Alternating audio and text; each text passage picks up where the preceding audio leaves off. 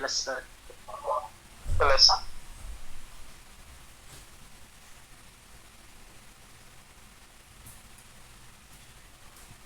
Baik.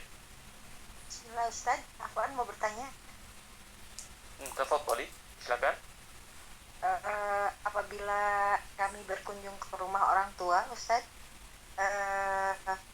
dari Bandung misal ke Karawang, lebih dari 80 kilo, kami berniat untuk berkunjung 3 hari. Kami itu termasuk musafir atau bukan Ustaz ya? Baik, Ibu sekarang sudah tinggal di Bandung dalam kondisi mukim, memang tempat tinggalnya di Bandung. Betul Ustaz. Baik, dan ke Karawang mengunjungi rumah orang tua hanya untuk kunjungan saja, sebentar, 3 hari atau kurang seperti itu. Maka tetap masih dihitung sebagai seorang musafir, maka boleh mengqashar salat. Allahu ta'ala alam. Nah Ustaz, syukran Ustaz atas penjelasannya. Baik, barakallahu fiik. Barakallahu.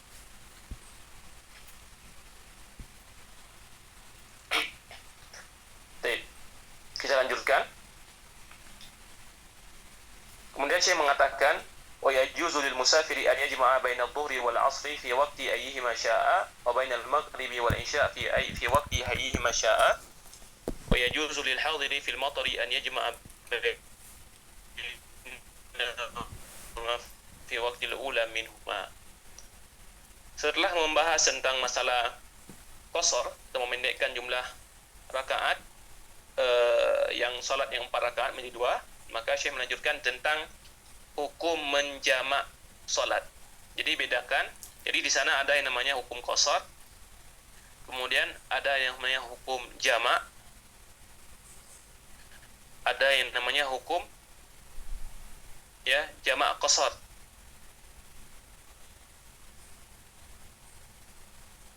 Qasar kita katakan artinya memendekkan jumlah rakaat 4 rakaat menjadi 2 rakaat. Itu namanya qasar. Adapun jamak artinya menggabungkan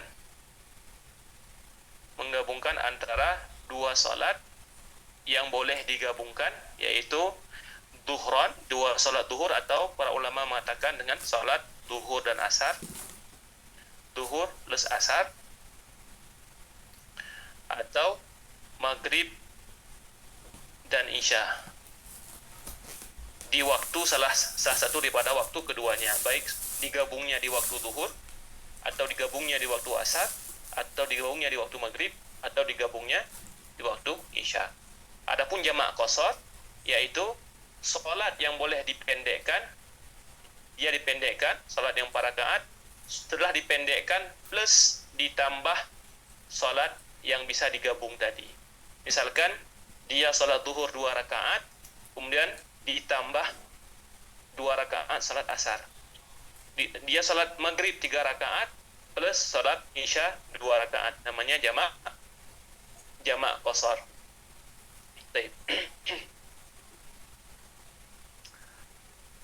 Maka di sini Syekh mengatakan diperbolehkan bagi seorang musafir untuk menggabung antara salat duhur dan asar di salah satu waktu keduanya, ya, sesuai yang dia inginkan, baik digabungnya di waktu zuhur atau disebut jamak takdim, atau digabungnya di waktu asar disebut jamak takhir, ya. Wa bainal maghrib wal isya, dan antara maghrib dan isya pada waktu yang dia inginkan, baik digabung di waktu maghrib, salat isyanya disebut jamak takdim, atau digabung di waktu isya, salat maghribnya dibawa ke salat isya, sehingga disebut jamak takhir. Tapi ikhwati fillah azakumullah jami'an, maka di sini kita perlu membedakan. Seseorang terkadang dia hanya melaksanakan qasar saja, dia hanya memendekkan namun tidak menggabung, maka hukumnya boleh, silakan. Ada yang menjamak saja, menggabungkan antara 2 salat, ya, zuhur dengan asar misalkan, namun jumlah rakaatnya tetap 4, dia tidak mengqasar, juga diperbolehkan. Ada yang menjamak dan mengqasar. di saat yang sama dia menggabungkan antara dua solat plus dia memendekkan jumlah rakaatnya, maka ini diperbolehkan bagi musafir. Baik.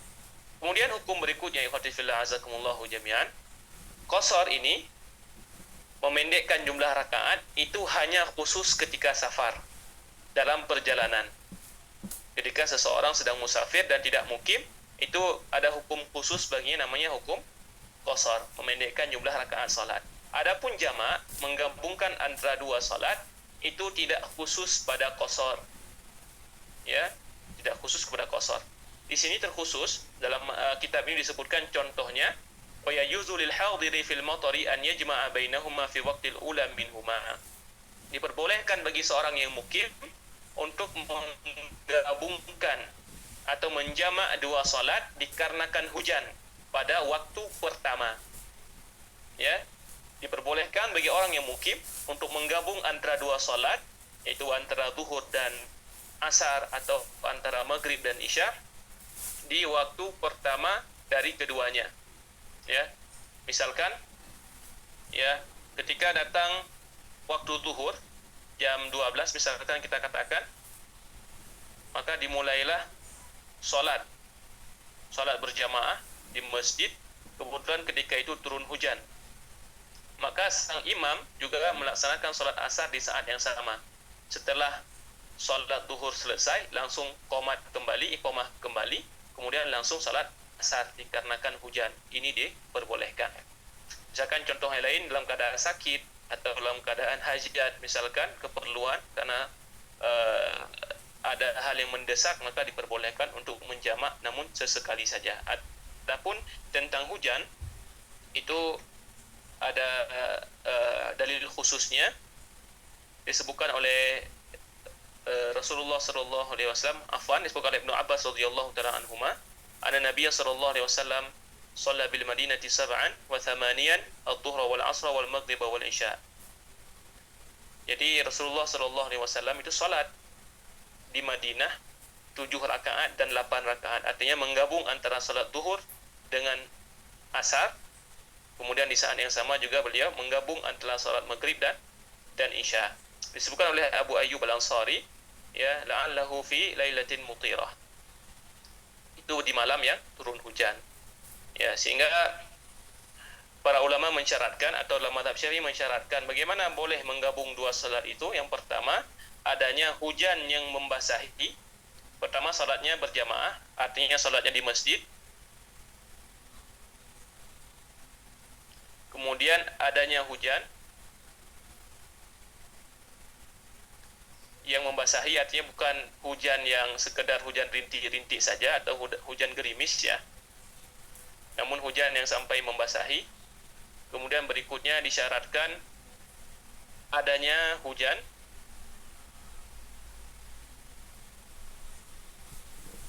di awal kedua salat. Misalkan dia salat zuhur, ketika ingin salat zuhur, imamnya ingin melaksanakan salat zuhur, maka turun hujan. Maka mereka salat. Setelah selesai salat zuhur dan ingin melaksanakan salat asar digabung ke salat zuhur tadi, ya, hujannya masih turun, maka itu diperbolehkan. Namun misalkan ketika dia salat zuhur itu tidak hujan, ketika salam zuhur baru hujan, maka tidak diperbolehkan. Begitu pula sebaliknya, misalkan di awal zuhur hujan masih turun, namun ternyata ketika salam selesai salat zuhur hujannya berhenti, maka tidak boleh dijamak. Wallahu taala a'lam. Jelas ya? Ada pertanyaan? Afwan Ustaz, izin bertanya. Fadhal. Misalkan Ana ingin safar ke Jawa, Ustaz. Biasanya ini Ana lakukan seperti ini, Ustaz. Saat zuhur, Ana mau safarnya jam 1, zuhurnya kan jam 12. Terus Ana melakukan jamak, Ustaz. Jamak biasa, tapi tidak di qasar. Apakah seperti itu boleh, Ustaz? Sama satu lagi, Ustaz. Biasanya kan perjalanan menuju pelabuhan itu lama, Ustaz. Jadi asarnya kadang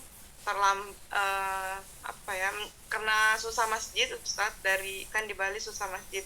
Jadi Ana tunggu sampai ke Jawa dulu baru sholat begitu Ustaz, telat asarnya. Apakah masih bisa dikosor jika terlambat sholatnya Ustaz? Baik, yang pertama tadi anti ingin melaksanakan atau safar jam 1. Sholatnya jam 12, itu sudah masuk waktu zuhur atau belum? Sudah ya? Iya Ustaz. Sudah. Baik, kita katakan tadi dalam sini di dalam mazhab Syafi'i itu tidak diperbolehkan, ya, karena sebabnya tadi harus di dalam perjalanan dulu jika memang nanti ingin dikosor. Namun apabila misalkan jamak itu ada pengecualian, kita katakan tadi jamak diperbolehkan misalkan di sebab-sebab yang lain selain safar, di antaranya hujan, hajat. Dan nanti mengatakan tadi misalkan kenapa langsung menjamak tanpa mengkosor, langsung sholat zuhur kemudian sholat asar setelah itu meskipun belum safar, dikarenakan misalkan dalam perjalanan itu jarang sekali supir yang mau berhenti misalkan, atau mereka baru berhenti nanti saat isya atau setelah maghrib untuk makan malam misalkan. Maka jika memang keadaannya seperti itu, dikhawatirkan nanti tidak akan bisa sholat asar di waktunya dikarenakan supir tidak mau berhenti, Allah Ta'ala maka diperbolehkan.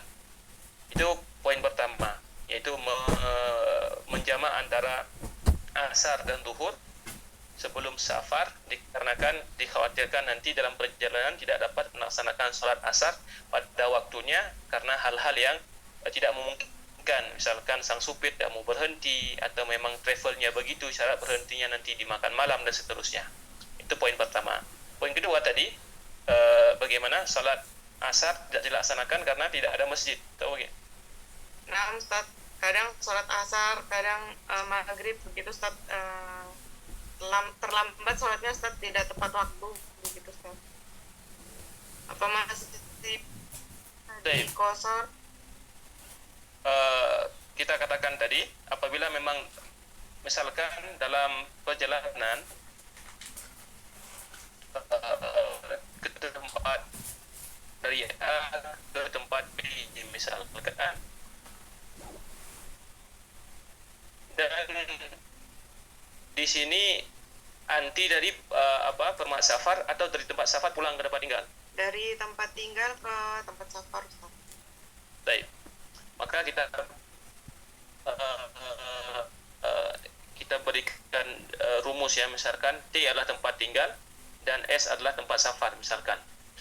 Maka kalau dari tempat tinggal ke tempat safar, dan kita sudah sebutkan sebelumnya jika safarnya atau tujuan di tempat safar itu hanyalah 3 hari kurang, ya, 3 hari kurang ya, 3 hari kurang, maka ketika anti masih di tempat safar itu masih dianggap musafir. Namun tentunya tetap diharapkan kita melaksanakan sholat di waktunya. Artinya ketika kita safar masuk waktu zuhur, kita sholat langsung asar dan zuhur di jamak qashar ataupun tidak, itu terserah kita, atau sholat di waktu asar di jamak qashar seperti itu. Namun jika memang hal tidak memungkinkan, keadaan misalkan kendaraan tidak mau berhenti atau tidak ada tempat yang bisa untuk sholat, ya, maka diperbolehkan untuk sholat di tempat safar nanti dan masih di qashar maupun di jamak karena masih musafir, ya, Anda masih musafir. Sebaliknya, jika perjalanannya dari tempat safar ke tempat tinggal, maka selama dalam perjalanan dia masih diperbolehkan untuk mengqashar dan menjamak. Namun apabila tidak memungkinkan untuk mengqashar dan menjamak karena ada hal-hal yang tidak memungkinkan, baru dia mampu sholat saat sampai tempat tinggalnya, maka dia tidak boleh lagi mengqashar. Tidak boleh lagi mengqashar, namun dia tentunya sholatnya sudah keluar waktu ya, karena sudah keluar waktunya, maka langsung melaksanakan 2 sholat sekaligus atau menjamaknya ketika dia sampai ke tempat tinggalnya. Allah Ta'ala alam. Bisa dipahami? Nah Ustaz, insyaallah. أهلا أستاذ زين، سؤال واحد في تعليق. تفضل. Ustaz, berarti jamak motor itu tidak boleh sholat sendiri ya Ustaz? Bagaimana? Berarti sholat jamak motor tidak boleh sholat sendiri ya Ustaz? Baik. Iya, jadi dalam syarah kitab ini di antaranya Ithaful Arib ya, itu menyebutkan disyaratkan harus salat berjamaah. Karena untuk apa kita mengqasar atau menjamak salat karena hujan itu sendirian? Apa alasannya? Tidak ada yang membuat kita untuk salat sendirian. Kenapa? Kita tidak basah dan kita tidak ke masjid, tidak keluar. Jadi apa yang membuat kita untuk melaksanakannya secara jamak, menggabungkan? Adapun orang yang ke masjid, salat berjamaah di masjid, itu ada alasannya. Kenapa? Karena mereka ketika keluar ke masjid itu mendapatkan agak susah ya, keadaan misalkan becek, kena hujan dan seterusnya. Sehingga ketika mereka sudah keluar di saat itu, maka diberikan rukhsah kepada mereka untuk tidak keluar lagi di waktu kedua, di waktu asar misalkan atau di waktu isya, karena mereka sudah keluar di waktu maghrib atau zuhurnya dalam keadaan basah. Begitu. Allah taala alam. Syukran ya Ustaz. Barakallah. Barakallahu fiik, barakallah. Baik. Ada pertanyaan lain atau kita lanjutkan atau kita cukupkan? Bagaimana?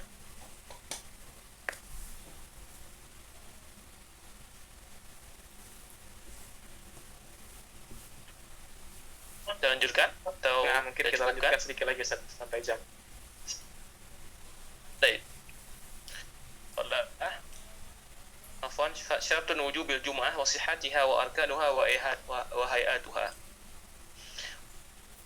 Jadi setelah membahas tentang menjamak maupun mengqasar salat, Abu Syuja' menyebutkan tentang salat Jumat, syarat wajibnya Jumat dan syarat sahnya Jumat serta rukun dan sunnah-sunnah salat Jumat itu.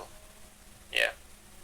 Jadi secara umum judulnya ialah tentang salat Jumat.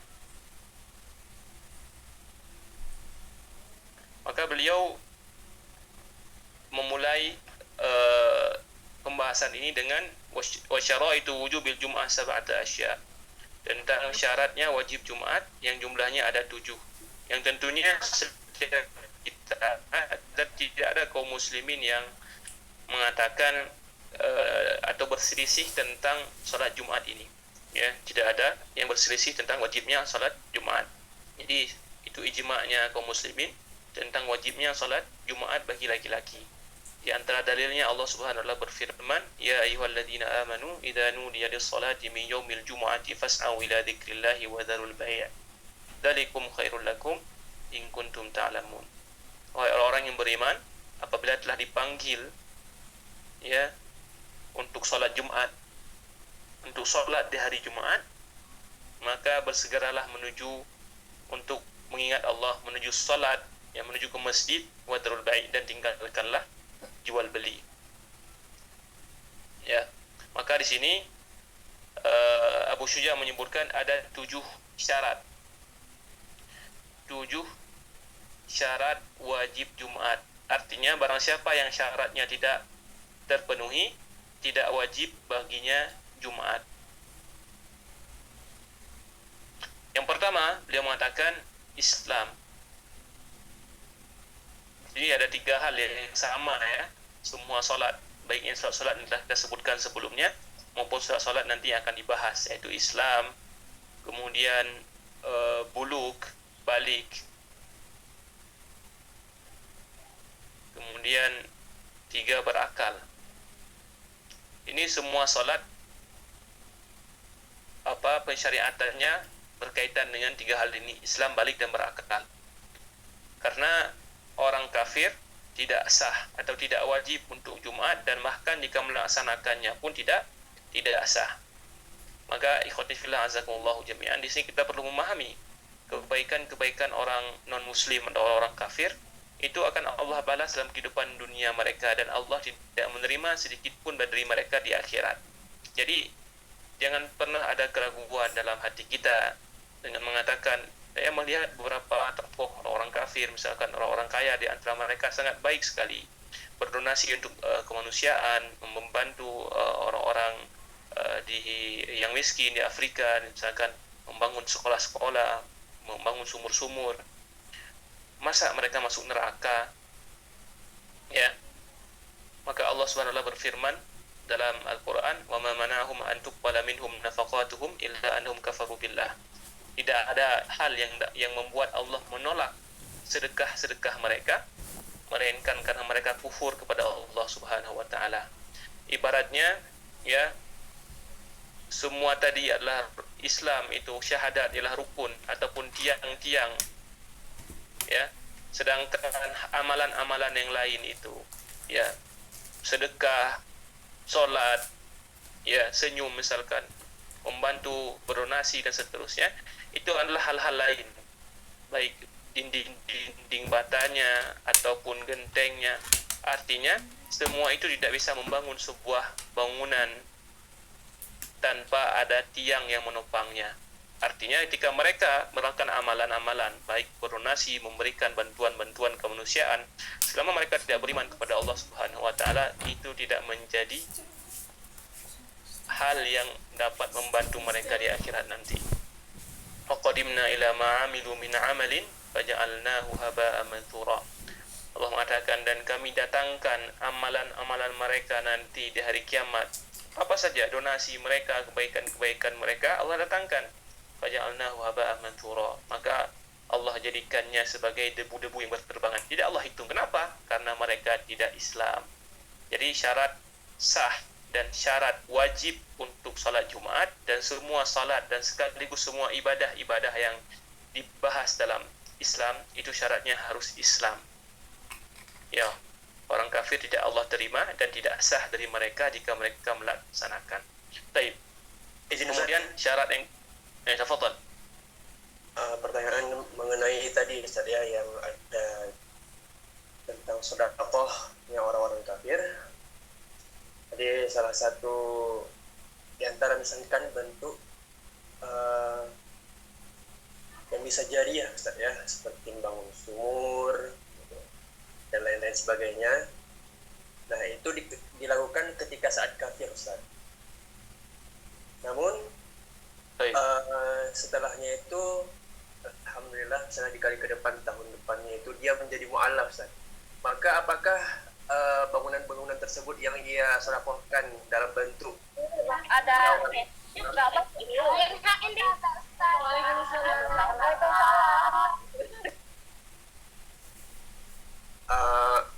apakah itu dihitung Ustaz, atau dia harus sedekah kembali Ustaz dalam bentuk jariah? Baik. Masya Allah. Itu adalah kebaikan, ya.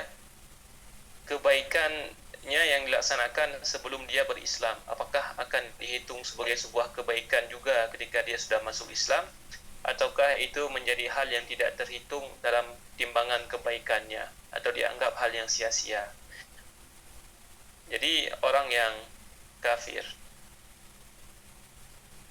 ya, tentunya dalam proses atau ketika dia menjadi kafir, dia ada melaksanakan hal yang baik dan ada hal yang buruk. Kemudian dia Islam. Apakah yang baik ini masih dihitung, ya, sebagai sebuah kebaikan, ataukah itu juga sia-sia? Maka ikhwati fillah azakumullah jami'an, jangankan kebaikannya, keburukannya saja itu akan dianggap sebuah kebaikan apabila dia telah masuk Islam. Wa man taba wa amana wa amila amalan salihan fa ulaika yubaddilullahu sayyi'atihim hasanat wa kana Allahu ghafurur rahim. Barang siapa yang bertobat kemudian dia beriman dan melaksanakan amalan soleh, maka orang-orang itulah yang Allah akan ubah keburukan mereka menjadi kebaikan. Keburukan itu akan Allah hitung sebagai sebuah kebaikan. Wa kana Allahu ghafurur rahim. Dan sungguh Allah Maha Pengampun lagi Maha Penyayang. Jadi jangankan kebaikan mereka ketika mereka kufur, keburukan mereka saja akan dianggap sebagai sebuah kebaikan jika mereka setelah masuk Islam. Makanya disebutkan oleh para ulama kita, orang-orang Nasrani apabila mereka masuk Islam, mereka mendapatkan dua pahala. Pahala karena telah beriman kepada Rasulullah SAW dan pahala karena telah beriman kepada Isa alaihissalam. Ya, jadi kebaikan mereka akan dianggap sebagai sebuah kebaikan, dan keburukan mereka pun itu akan anggap sebuah kebaikan ketika mereka sudah masuk Islam. Allah Ta'ala alam. Berarti Jelas ya? berarti kesimpulannya Ustaz, misalkan ada fulan sebelum dia menjadi Islam membangun masjid A, lalu ketika dia menjadi mualaf, dia masjid A itu masuk ke dalam tahap ataupun kita kategorikan sebagai sedekah jariah, Ustaz. Iya, sebagai kebaikannya. Baik. Allah Ta'ala alam. Wa fika barakallah. Baik. Kita lanjutkan. Afwan, Atau ada Ustaz. yang ingin bertanya lagi? Dan fadhal. Afwan, Ustaz, jika kita mau safarnya jam 1:30 Ustaz, dan sholat Jumat itu jam 1:30 belum selesai Ustaz. Akhirnya kami memilih untuk tidak sholat Jumat Ustaz. Apakah itu berdosa Ustaz? Bagaimana? Sholat saf- Jumat, Eh, safarnya jam 1. jam 1:30 Ustaz, misalkan jam 1:30 kan. Terus sholat Jumatnya itu jam 1:30 belum selesai. Karena belum selesai, akhirnya nggak sholat Jumat begitu Ustaz. Karena sudah diperkirakan belum selesai jam segitu, akhirnya nggak sholat Jumat, hanya sholat zuhur saja Ustaz. Tapi kita safarnya mandiri Ustaz, pakai motor sendiri. Apa seperti itu dosa Ustaz? Apa sebaiknya mundurkan aja Ustaz, setelah sholat Jumat baru berangkat? Baik. Barakallahu fiik. Makanya kita akan bahas pertama di sini syarat wajib Jumat ya. Setelah kita paham syarat wajib Jumat, kita akan mungkin pertanyaan tadi akan terjawab dengan sendirinya. Insyaallah. Saya akan coba kita jelaskan dulu. Setelah itu insyaallah akan terjawab atau akan kita jawab di ujung nanti. Ya, jadi syarat wajib pertama untuk salat Jumat itu harus Islam. Kemudian kedua, orang yang balik yaitu dengan tanda-tandanya yang telah kita jelaskan ya. Perempuan misalkan sudah haid, laki-laki sudah mimpi basah, atau jika itu belum terjadi, mereka sudah berumur 15 tahun. Itu sudah balik. Maka bagi anak-anak yang belum balik, umurnya 7 tahun, 10 tahun, itu tidak wajib sholat Jumat, tetapi disunahkan untuk mengajari mereka supaya ketika mereka sudah balik, mereka sudah terbiasa untuk sholat Jumat. Kemudian berikutnya, berakal. Kenapa? Karena akal merupakan manatut taklif, ya, tempat Allah mengikat seseorang dengan kewajiban. Karena orang yang tidak berakal tidak mungkin Allah perintahkan untuk melakukan suatu kewajiban. Jadi orang gila atau orang-orang yang tidak belum ada akal, misalkan anak kecil di bawah 5 tahun belum paham apa-apa, maka itu tidak wajib sholat Jumat. Baik. Kemudian berikutnya, syarat berikutnya yaitu hurriyah, merdeka. Artinya bukan budak. Mungkin zaman sekarang itu tidak terbayangkan karena memang perbudakan sudah tidak terjadi. Artinya pada zaman dahulu yang wajib ke masjid hanyalah hanyalah orang-orang yang merdeka. Adapun budak itu tidak wajib ke masjid. Tidak wajib, namun apabila mereka ke masjid untuk salat Jumat itu diperbolehkan. Misalkan tuannya melarang, maka dia tidak wajib untuk salat Jumat. Al-Jum'atu haqqun wajibun ala kulli muslimin fi jama'atin ila arba'ah. Di Jumat itu merupakan wajib bagi setiap muslim dalam jamaah, ya, salatnya berjamaah kecuali 4 orang, yaitu hamba sahaya, ya, hamba sahaya, kemudian perempuan, kemudian anak kecil, kemudian orang yang sakit. Jadi wajib di atas setiap muslim kecuali budak, kemudian wanita, kemudian anak kecil,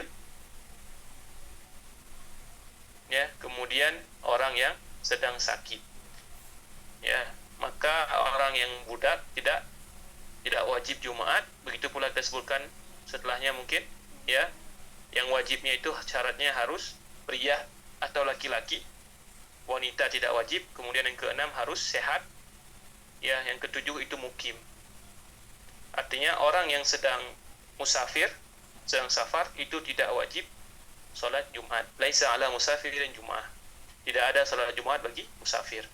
Setelah kita sebutkan 7 syarat wajib tadi, Islam, balik, berakal, harus merdeka, pria, sehat, kemudian mukim, maka mungkin pertanyaan tadi yang ditanyakan oleh saudari kita sudah terjawab ya. Misalkan jika yang dimaksud tadi yang bertanya memang dirinya sendiri, yaitu sebagai seorang wanita, otomatis memang salat Jumat tidak wajib bagi wanita.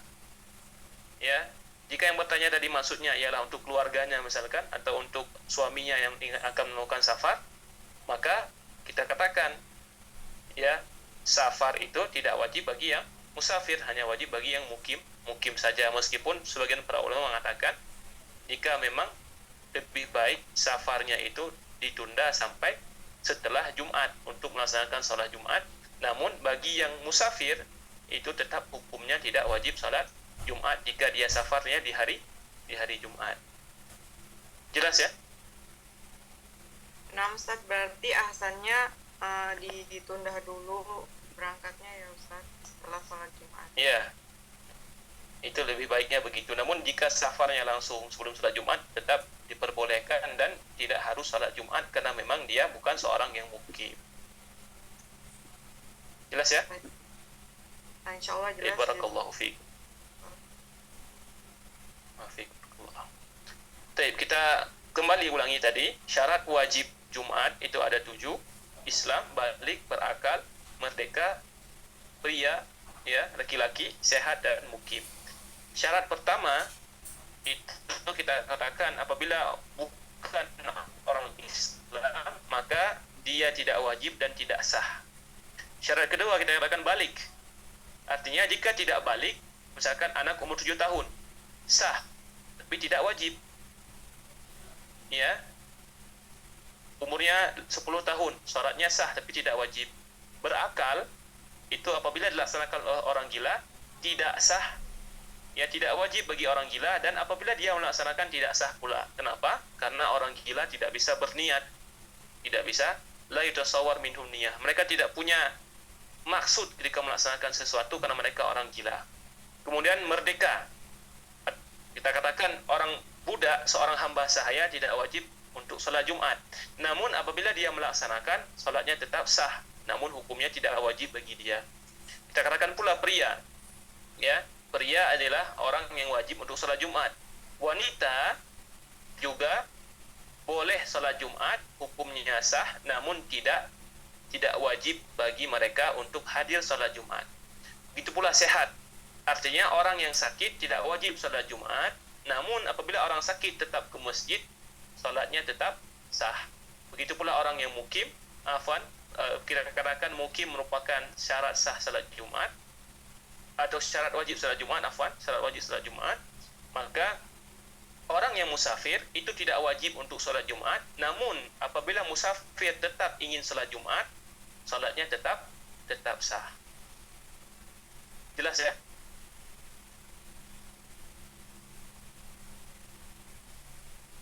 Jelas. Barakallahu fiik.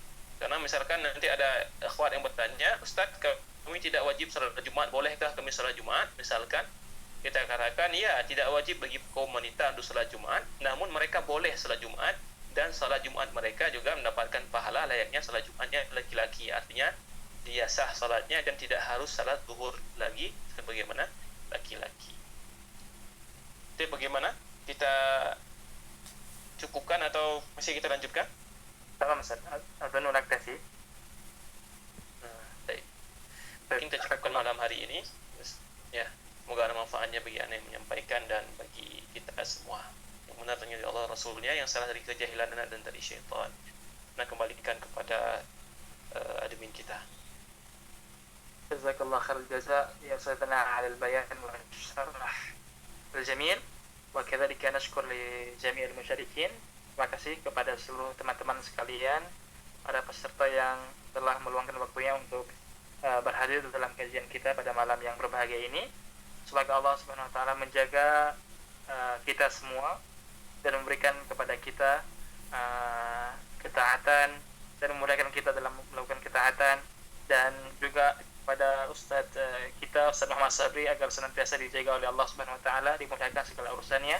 Ya sallallahu murak wa saddadallahu khataka ya ustadzana, barakallahu fika ala ilmik.